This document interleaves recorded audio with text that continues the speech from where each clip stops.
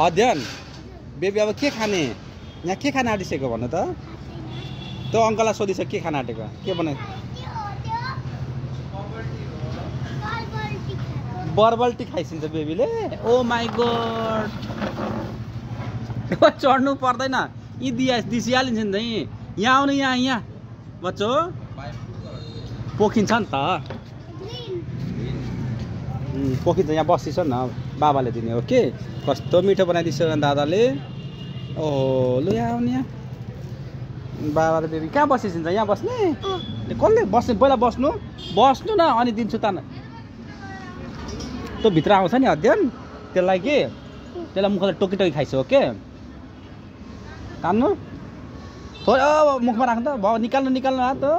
निकालिसो न भयो यो खानु चबाइ ओके बस्नु यहाँ बस्नु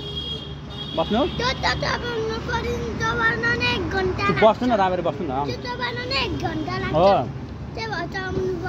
चबाइ खाने हो